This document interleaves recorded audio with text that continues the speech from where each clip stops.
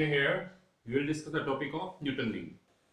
तो Newton rings बहुत ही important topic है, चाहे किसी भी कोर्स में वो आता हो, किसी भी सेमेस्टर में आता हो, न्यूटन रिंग हमेशा ही इंपॉर्टेंट टॉपिक रहा है। तो जितने यूनिवर्सिटीज एग्जाम होते हैं, ऑलमोस्ट सभी यूनिवर्सिटीज एग्जाम में न्यूटन रिंग के बारे में जरूर पूछा जाता है। तो आज हमें देखना है इसका एक्सपेरिमेंटल सेटअप क्या है, न्यूटन रिंग्स क्या होती हैं, और इसकी मैथमेटिकल फॉर्मेशन होगी, जो डेरिवेशन होंगी, वो दोनों केसेस में हमने देखनी है। Newton rings in case of reflected light and Newton ring in case of transmitted light. जैसे इससे पहले हमने जो लेक्चर किए हैं उनमें बताया था interference due to reflected light and interference due to transmitted light. यानी interference due to reflected and transmitted light वो न्यूटन रिंग की एक प्री एक्सरसाइज थी, वो उससे पहले का इसका बेस था, ताकि हमें यहां आके वो मैथमेटिक्स ना बताना पड़े, इसलिए हमने उसको अलग से डिस्कस कर लिया था। तो हम उन्हीं आर्टिकल के रिजल्ट उठाएंगे पाथ डिफरेंस कैलकुलेट करवाने के लिए कि पाथ डिफरेंस रिफ्लेक्टेड में इतना था और ट्रांसमिटेड में इतना था।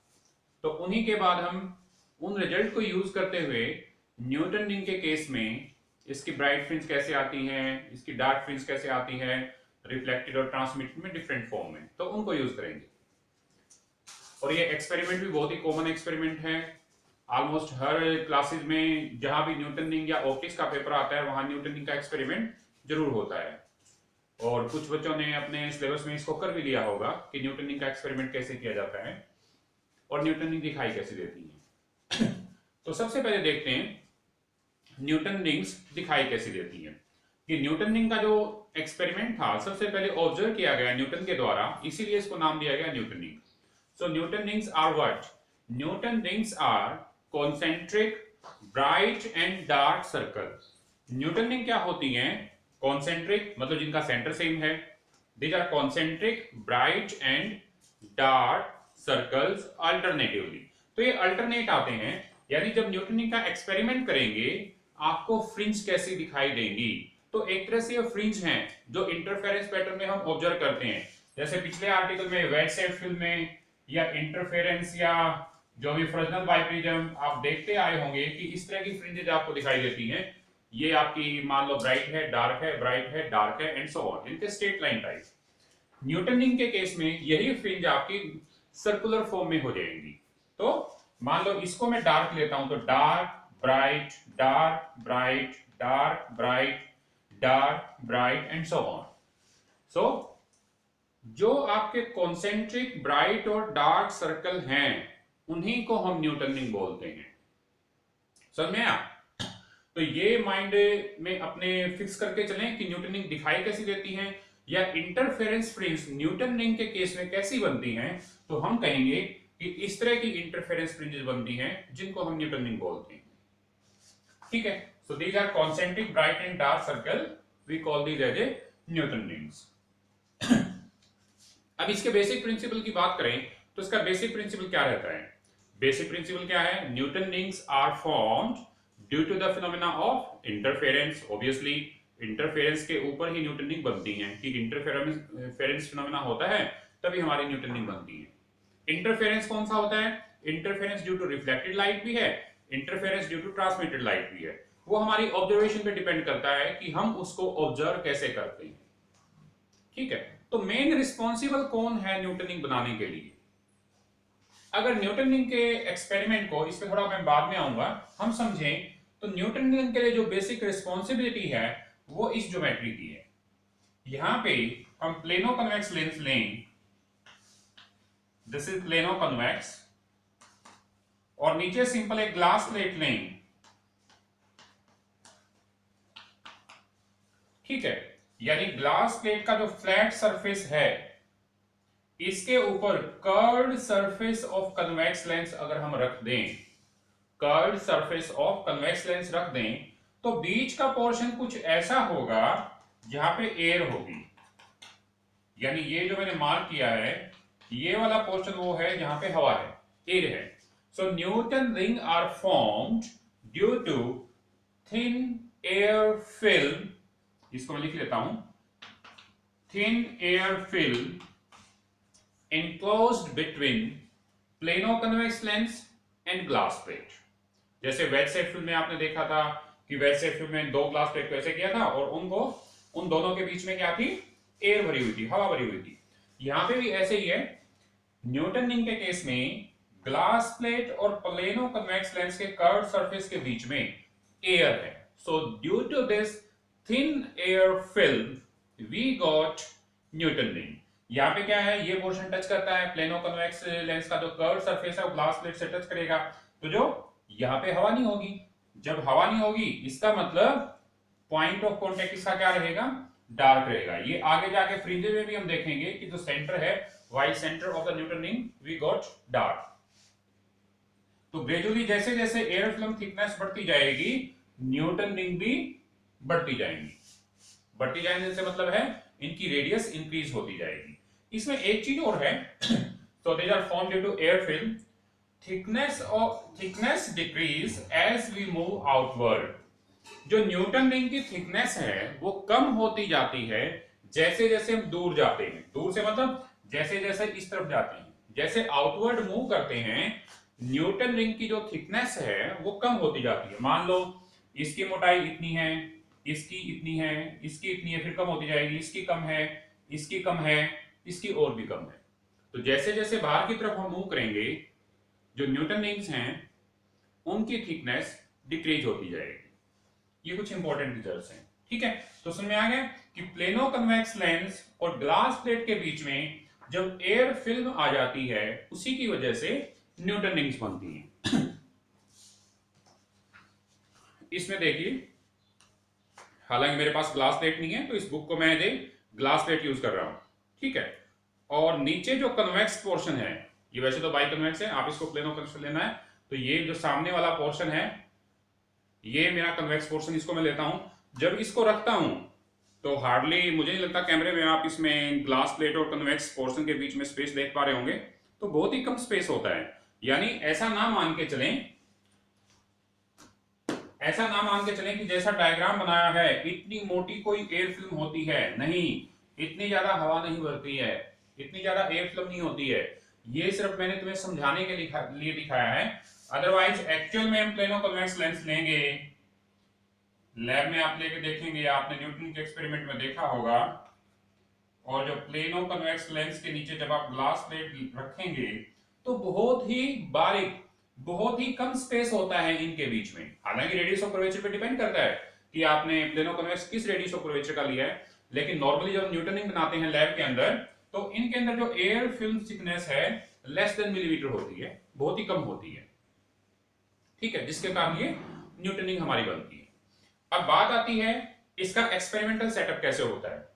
एक्सपेरिमेंटल सेटअप पहले इसलिए बता रहा हूं, अदरवाइज तो पूरे आर्टिकल को करके फिर एप्लीकेशन लेवल पे जाके मेरे को बताना चाहिए, लेकिन पहले इसलिए बता रहा हूं जब इसका मैथमेटिक्स हमने समझना है तो उस समय काम आएगा। देखो क्या है, this Newton ring experiment performed basically with monochromatic source of light.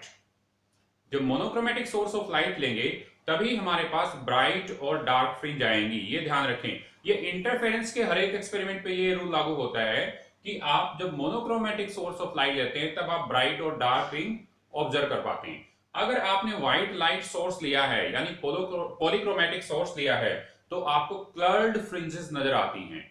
यानी यहाँ पे व्हाइट लाइट सोर्स लेंगे तो आपको क्लर्ड न्यूटन रिंग नजर आएंगी। तो यहाँ पे सोर्स कौन सा है, monochromatic source of light, so that the light from this monochromatic source fall on convex lens। convex lens का क्या पर्पस होता है, जितनी भी रेज आती हैं सभी रेज को पैरेलल बना देता है। तो convex lens ने क्या किया, रेज को पैरेलल बना दिया। तो रेज पैरेलल बनाने के बाद these rays fall on a simple glass plate। इन रेज को, ये क्या है, ये तुम्हारा convex lens है, ये क्या है, ग्लास प्लेट। तो इस ग्लास प्लेट को 45 डिग्री पे इंक्लाइन करना है so that it divert these rays downward, ताकि ये glass plate in parallel raise को नीचे की तरफ भेज दे, इनके डाउनवर्ड उनको पहुंचा दे। तो जैसे ये डाउनवर्ड जाएंगी या इस सरफेस के ऊपर स्ट्राइक करेंगी then they will reflected back upward, तो ऊपर फिर रिफ्लेक्ट बैक होंगी and we will observe the Newton rings here in this microscope। तो न्यूटनिंग को कहां ऑब्जर्व करेंगे हम? इस पोर्शन में ऑब्जर्व करेंगे। यानी जो सारी फिजिक्स हुई है, जो सारा फिनोमेना हुआ है, वो यहां पे ही हुआ है। और ये लाइट किस पे पड़ी है? एक चीज और ध्यान दें, this light is incident normally. Normally means अगर यहां पे नॉर्मल ड्रॉ करूं तो नॉर्मल के पैरेलल ही आ रही है। It means angle of incident on this surface is 90 degree. समझ में आया? तो यहां पे एंगल ऑफ इंसिडेंस क्या है? 90 डिग्री है। ठीक है, तो इसके बाद जब इसके अंदर रेज आएगी, कैसे रिफ्लेक्ट होंगी, कैसे ट्रांसमिट होंगी, सारे की सारी इसके अंदर की फिजिक्स हम अलग से डिस्कस करेंगे। ठीक है, तो एक्सपेरिमेंटल डायग्राम बिल्कुल नॉर्मल सा है। रेज ऑफ लाइट जो हमारी मोनोक्रोमेटिक सोर्स से निकलेंगी, कन्वेक्स लेंस ने उनको पैरेलल बना दिया। पैरेलल बनाने के बाद ग्लास प्लेट पे पड़ेंगी। ग्लास प्लेट पे पड़ने के बाद वो नीचे डाउनवर्ड जाएंगी। डाउनवर्ड जाके प्लेनो कन्वेक्स लेंस इस ज्योमेट्री के ऊपर आपकी न्यूटनिंग बनेगी, because air film is enclosed between plano convex lens and this glass plate. तो यहां से टकरा के फिर ऊपर जाएंगी और यहां पे हम पॉइंट ऑफ ऑब्जर्वेशन पे इनको ऑब्जर्व कर पाएंगे। So this is the basic and experimental setup for Newton rings. अब हमें यह देखना है कि यहां पे जब ये लाइट आती है, इंसिडेंट होती है, तब क्या होता है। सो let us look at this कि यहां पे क्या होगा जब लाइट पड़ेगी। मैं इसको अलग से बना लेता हूं दोबारा से।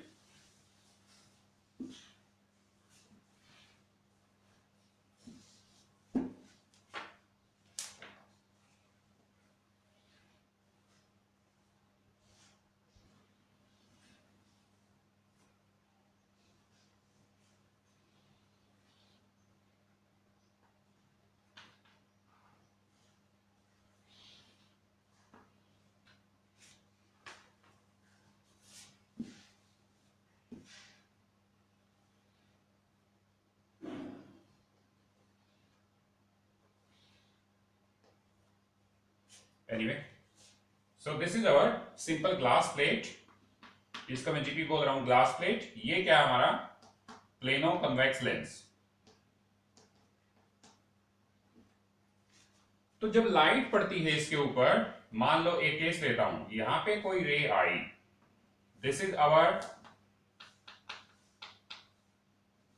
इंसिडेंट रे, जो हमारी यहां पे इंसिडेंट हुई है। सपोज मैंने इसको चूज कर लिया, किसी को भी चूज कर सकते हैं, किसी भी पोर्शन पे हम चूज कर सकते हैं। तो समझने के लिए एक बार देख लेता हूं। सो दिस रे will enter inside this plano convex lens and fall on this surface। तो यहां से हमारी फिजिक्स शुरू होती है। तो ये कर्व पोर्शन आ गया। तो अगर इसका नॉर्मल ड्रॉ करें तो नॉर्मल कर्व पोर्शन है तो ऐसे नॉर्मल रहेगा। सो एट दिस जंक्शन इसको मैं अलग से आपको दिखाऊं,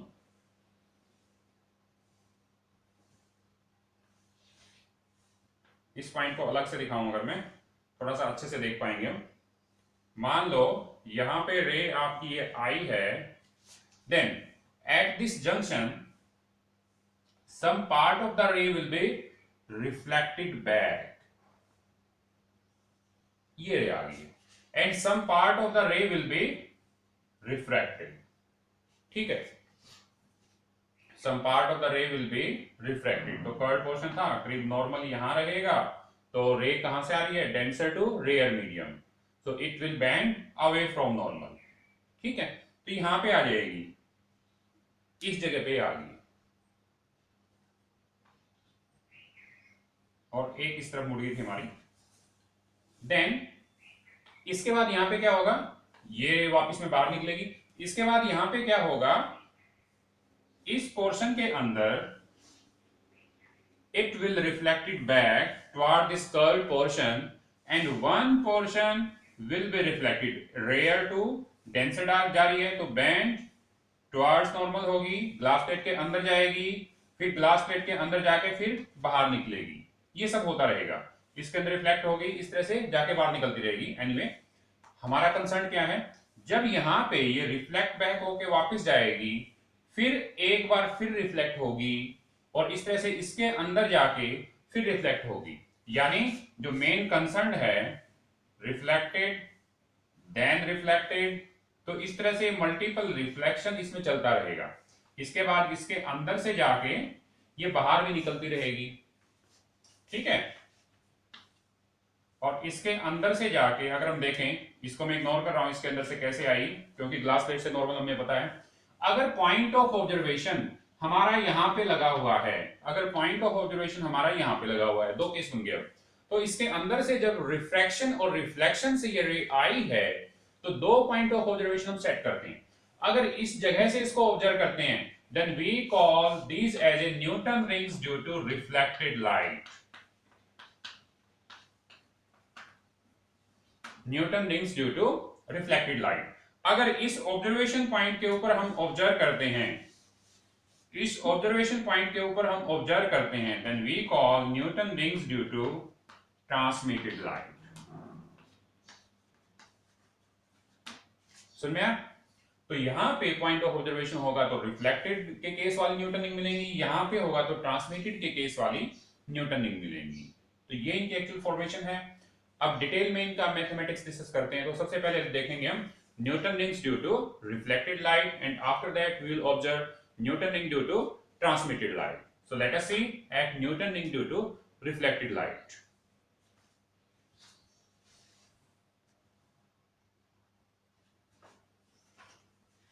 तो अब हम केस लेते हैं Newton rings due to reflected light.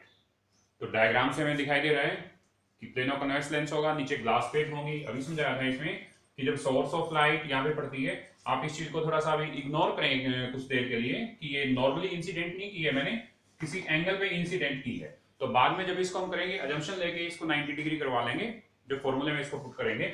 So when the incident ray will incident on this plano convex lens, and after this pass from air film thickness and go to the glass plate. तो दो point of observation थे, एक point of observation हमारा reflected light के लिए, another point of observation हमारा transmitted light के लिए। तो अभी फिलहाल हमें कौन सा केस करना है, रिफ्लेक्टेड लाइट वाला।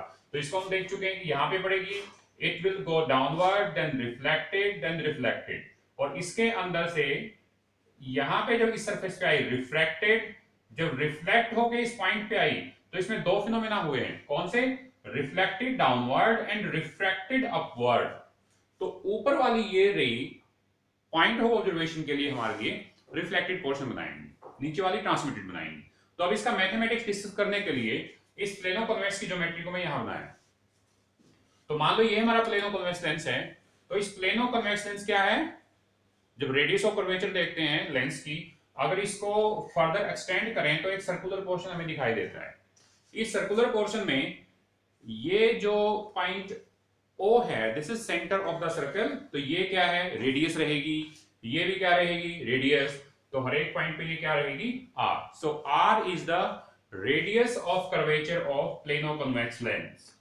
Capital R is radius of curvature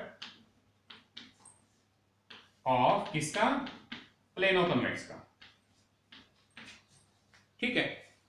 then ये क्या है, ई एफ प्राइम और E prime, this is thickness of air film t. तो जो स्मॉल टी है, इस पॉइंट ऑफ ऑब्जर्वेशन के ऊपर, कौन से पॉइंट ऑफ ऑब्जर्वेशन को ले रहे हैं हम, इस पॉइंट को। मान लो एंड पॉइंट को लेते हैं तो यहाँ पे थिकनेस टी इतनी हो जाएगी। मान लो इस पॉइंट को लेते ही ये रे इस पॉइंट पे इंटर कर दिए, तो पॉइंट ऑफ ऑब्जर्वेशन हमारा ये थिकनेस टी हो जाएगा या ये थिकनेस टी हो जाएगा। तो जो भी हमारा पॉइंट ऑफ ऑब्जर्वेशन होगा, उसी पॉइंट की हम थिकनेस लेंगे। ठीक है। So this is our T. मान लो इस पॉइंट के कारण हमारी न्यूटन रिंग यहां पे कुछ ऐसे बनती, इस पॉइंट के कारण ये ऐसे कुछ न्यूटन रिंग बनती, तो उसमें ये क्या होती, रेडियस ऑफ न्यूटन रिंग। भाई इस पॉइंट को सेंटर मान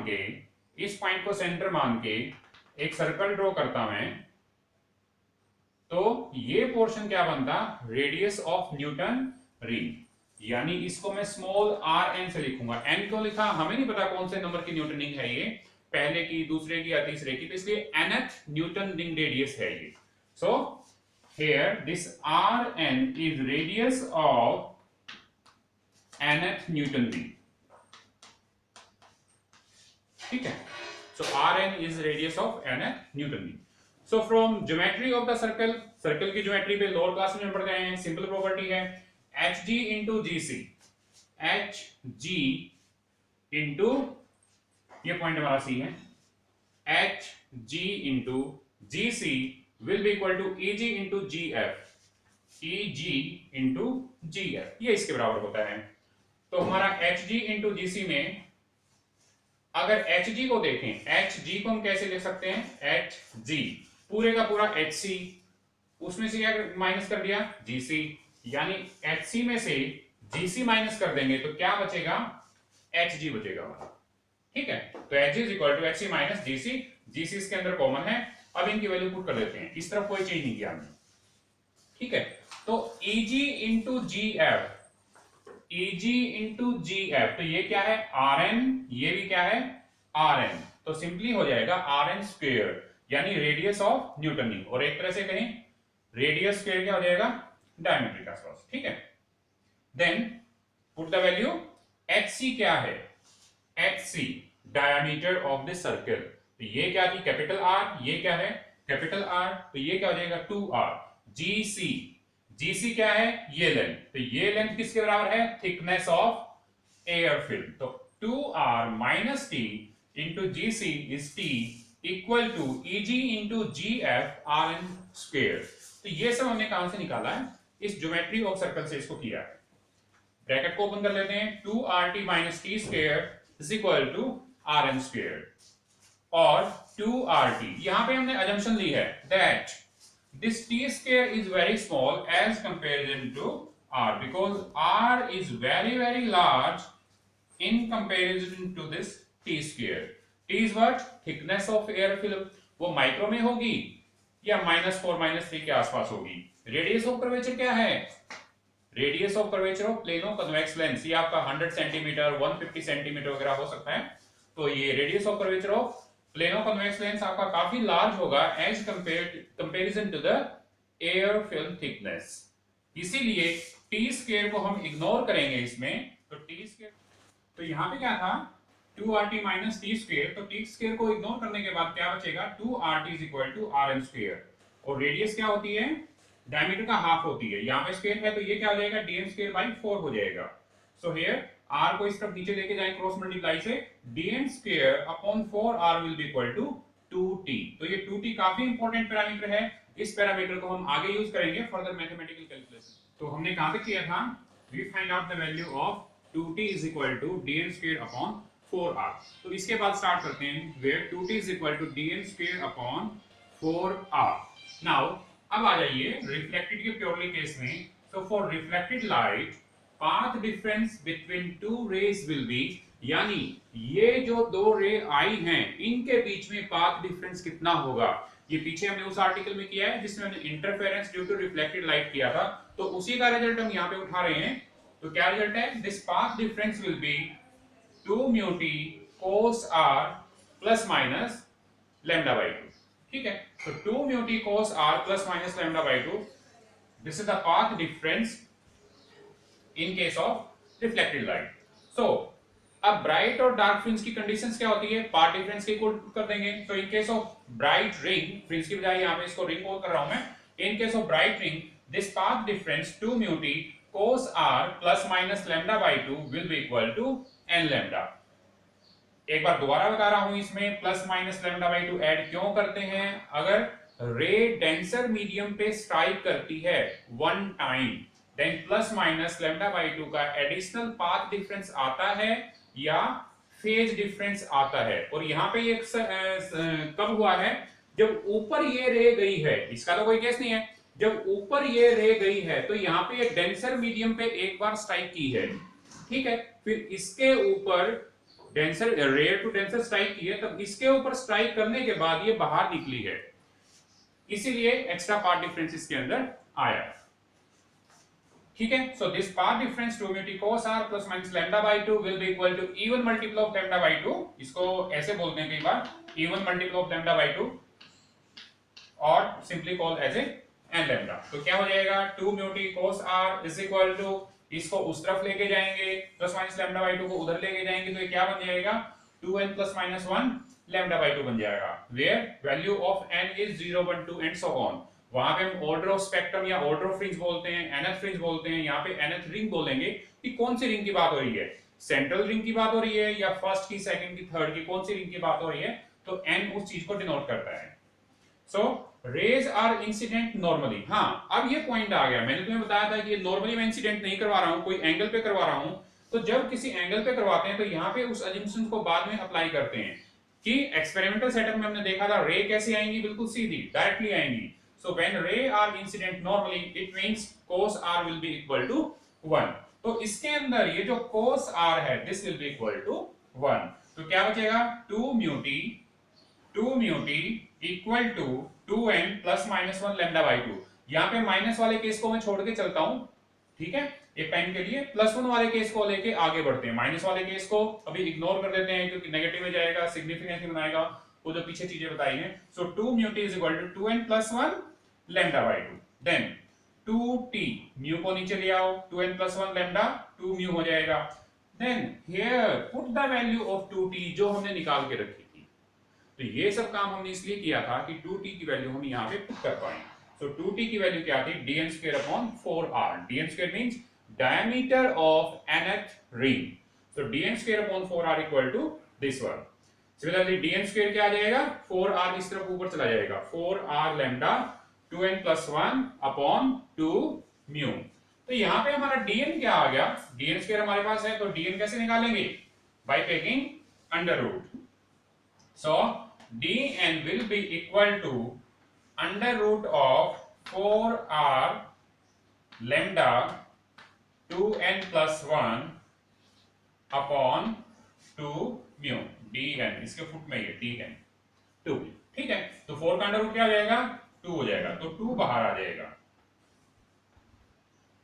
2 बाहर आ जाएगा। तो क्या बनेगा r lambda 2n plus 1 upon 2 mu.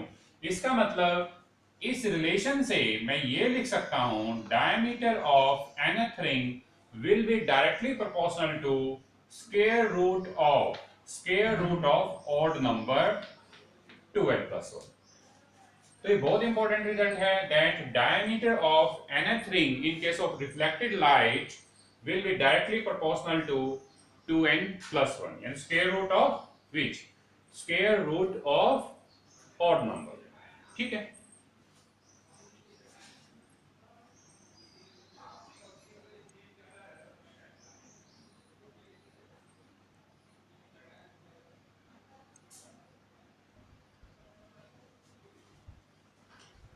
Then in case of dark ring, जैसे हमने ब्राइट में किया था, this path difference will be odd multiple of lambda by 2।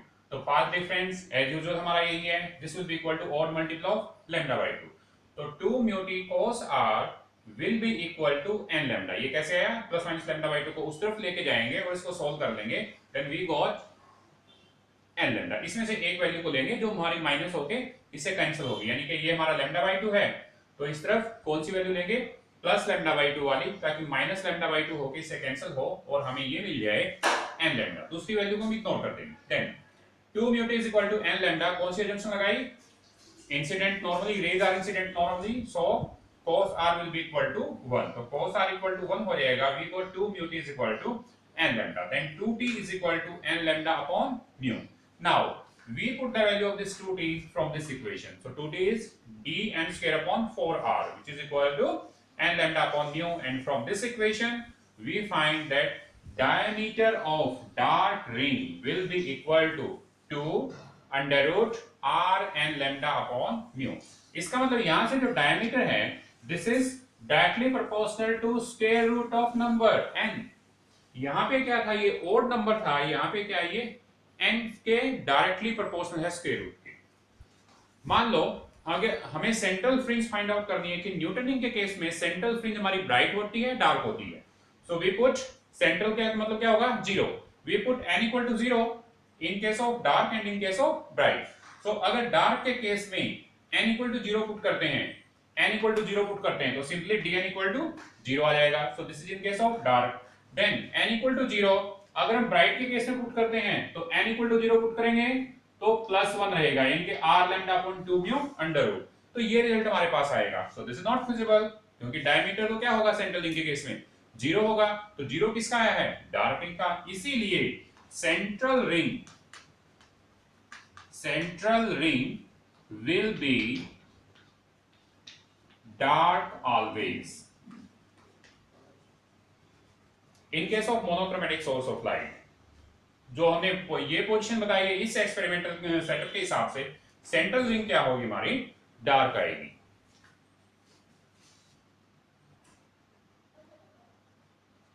हाँ, तो हमारा रिजल्ट क्या आया था? डार्क रिंग के लिए कैलकुलेशन हम जारी रखते हैं। अगर डार्क रिंग के केस में n की वैल्यू 1 पुट करते हैं, then n is equal to 1 के लिए डायमीटर क्या हो जाएगा? d1 is equal to this one 2, यानी यहाँ पे क्या था? अंडर रूट n था, तो n equal to 1 r lambda upon mu. Similarly n equal to 2 के लिए क्या हो जाएगा? n इक्वल टू 2 के लिए क्या हो जाएगा? 2 under root 2 r lambda upon mu. एक बार रिजल्ट लिख देते हैं, dn is equal to 2 under root n r lambda upon mu था। ये हमारा डार्क रिंग का डायमीटर था जिससे हम कैलकुलेशन कर रहे हैं। सो n इक्वल टू 1 के लिए ये आएगा, n इक्वल टू 2 के लिए हमारा ये आएगा, n इक्वल टू 3 के लिए ये आएगा, यानी कि root 1, root 2, root 3, root 4 and so on, ये आता जाएगा। तो अगर दो रिंग के बीच में हमें डिफरेंस देखना है, स्पेस देखना है, तो कितना आएगा? d1 माइनस d0, यानी diameter of first ring minus diameter of central ring. तो इसकी वैल्यू पुट करके निकालते हैं तो हमारा रिजल्ट ये आता है। यानी इसका जो अंडर रूट फैक्टर है वो कितना है? 1 है। अलग से लिख लिया मैंने, कॉमन फैक्टर तो मल्टीप्लाई रहेंगे ही, उसको कॉमन फैक्टर को अगर मैं छोड़ूं, similarly d2 minus d1 will be equal to 2 under root of this one minus 2 under root of this one. तो इसका जो कॉमन फैक्टर आएगा, इसका जो डिफरेंस आएगा वो ये आ जाएगा, into multiply this common factor. तो ये कॉमन फैक्टर चल रहा है, इसको मल्टीप्लाई करते रहेंगे तो यहाँ पे 1 निकला है, into common factor 0.414 into common factor. इस केस में क्या होगा? d3 माइनस d2 में जो डिफरेंस लेके आएगा 0.318 into this common factor. Similarly d4 minus d3 0.268 into this common factor. तो इससे हमें क्या दिखाई दिया? दैट 1, 0.4, 0.3, 0.2, और ये क्या है? Spacing between two dark rings. तो जैसा हमने स्टार्टिंग में इंट्रोडक्शन में बताया था कि जैसे जैसे आउटवर्ड की तरफ हम बढ़ते जाते हैं, स्पेसिंग बिटवीन टू डार्क और ब्राइट रिंग डिक्रीज होती जाती है। तो ये तो हमने डार्क रिंग के केस में देखा कि स्पेसिंग डिक्रीज होती जाती है जैसे आउटवर्ड की तरफ हम बढ़ते हैं। Similarly we can observe this in case of bright ring. तो ब्राइट रिंग के केस में ही ऐसे ही आप n equal to 1, n equal to 2, n equal to 3 put करके रिजल्ट निकाल सकते हैं, फिर उनका डिफरेंस दे सकते हैं, तो उसमें भी सेम रिजल्ट आएगा। सेम रिजल्ट से मतलब उसकी कैलकुलेशन में भी यही बिहेवियर हमें अपीयर होगा, that this diameter will be decrease और space will be decrease as we move outward. So this is the basic important observation. This is all about Newton ring in case of reflected light. अब आगे discuss करते हैं Newton ring in case of transmitted light. तो आगे देखते हैं Newton rings due to transmitted light. Transmitted light मतलब हमारा जो पॉइंट ऑफ ऑब्जर्वेशन है वो ट्रांसमिटेड लाइट की तरफ है। तो इस केस में बाकी सारी चीजें सेम रहेंगी जैसे हमने रिफ्लेक्टेड में किया है। तो in case of transmitted light this path difference will be 2 mu t cos r। Reflected में क्या था? Extra path difference of plus minus lambda by 2 got added, but here in case of transmitted this will be not added. क्यों नहीं होता है? यहाँ पे एक टाइम पे रे inter on the surface of denser medium, again ray enter on the surface of denser medium। तो denser medium पे रे दो बार इंसिडेंट कर रही है, इसीलिए लैम्डा बाई 2 का पार्ट डिफरेंस ऐड करके लैम्डा हो जाएगा, या पाई प्लस पाई का जो फेज डिफरेंस है वो 360 हो जाएगा। तो पार्ट डिफरेंस में कोई चेंज नहीं आएगा significant. Hence we call this as 2 mu t cos r is equal to 2 mu t cos r simply, not plus minus lambda by 2। तो इसके अंदर क्या है? Ray will incident normally, then cos r will be equal to 1। तो path difference कितना रह जाएगा? 2 mu t। So this is actual path difference 2 mu t in case of transmitted light. अब इसी चीज को हम दो पोर्शन में डिवाइड कर लेते हैं, टेबुलर फॉर्म में देख लेते हैं। That in case of bright rings and in case of dark rings, तो क्या क्या कंडीशंस रहेंगी? ब्राइट रिंग के केस में क्या होता है? ट्रांसमिटेड लाइट में this path difference कितना था? 2 mu t। so 2 mu t will be equal to even multiple of lambda by 2। इसको मैंने n lambda लिखता हूं, इसको ऐसे कॉल कर लिया करें, a1 multiple of lambda by 2, तो n लैम्डा ही रहेगा। तो 2 mu T is equal to n lambda, then 2t, mu इसके नीचे ले लें, अगर म्यू इसके नीचे ले लेते हैं तो क्या रह जाएगा 2t, then value of 2t जो हमने स्टार्टिंग में फाइंड आउट की थी dn स्क्वायर अपॉन 4r, वो यहां पे हम पुट कर देंगे, so that this dn square upon 4r will be equal to n lambda upon mu, n lambda upon mu, then value of this dn square is equal to 4r ऊपर चला जाएगा n lambda upon mu, and value of this dn will be equal to this one. तो इसकी finding क्या है, in case of bright ring in transmitted light, this dn is directly proportional to square root of n, और ये वाला case हमारा कहां आया था, रिफ्लेक्टेड का डार्क केस आया था, यहां पे ट्रांसमिटेड का ब्राइट केस है। सिमिलरली डार्क रिंग के लिए करते हैं, this 2 mu T cos r हमारा नॉर्मल इंसिडेंट था, इक्वल टू 1 हो जाएगा, पार्ट डिफरेंस क्या था 2 म्यू टी, तो 2 mu T is equal to, यहां पे ये इवन था तो यहां पे ये odd multiple of lambda by 2 है, सो dn स्क्वायर 2t की वैल्यू हम यहां से पुट कर देंगे, dn square upon 4r equal to 2n plus 1 lambda by 2, mu नीचे आ गया हमारा, so dn square equal to this one 4r, this odd multiple of lambda by 2 और नीचे म्यू है, then diameter of nth dark ring is equal to 2 under root r 2n plus 1 lambda upon 2 mu। इस case में क्या है, here dn is directly proportional to square root of odd natural number, तो यहां पे क्या था square root of n, यहां पे क्या था square root of odd number, और ये दोनों केस एक दूसरे के अपोजिट हैं जो हमारे रिफ्लेक्टेड में आए थे, यानी रिफ्लेक्टेड में यही केस कहां ऑब्जर्व हुआ था, ब्राइट में, ये केस कहां ऑब्जर्व हुआ था, डार्क में, और वैसे भी ट्रांसमिटेड और रिफ्लेक्टेड के ब्राइट और डार्क केस आपस में एक दूसरे के कॉम्प्लीमेंट्री होते हैं। तो इसमें हमने न्यूटन रिंग देखी इन case of bright and in case of reflected and transmitted light, but with the help of monochromatic source of light, जो स्टार्टिंग में हमने लिया था एस सोर्स ऑफ लाइट। अगर सोर्स ऑफ लाइट हमारे पास क्लर्ड होता है, if we have a colored source of light, then these Newton rings will not bright and dark, this Newton ring will be colored one, तो Newton ring हमें coloured observe होंगी। हाँ, 7 के 7 colour नहीं आएंगे, इसमें कुछ प्राइमरी कलर ही observe होते हैं, बाकी के जो कलर होते हैं वो इसमें ओवरलैप करके रखते हैं, ठीक है। कुछ और क्रूलरी और एप्लीकेशन इसकी देखते हैं।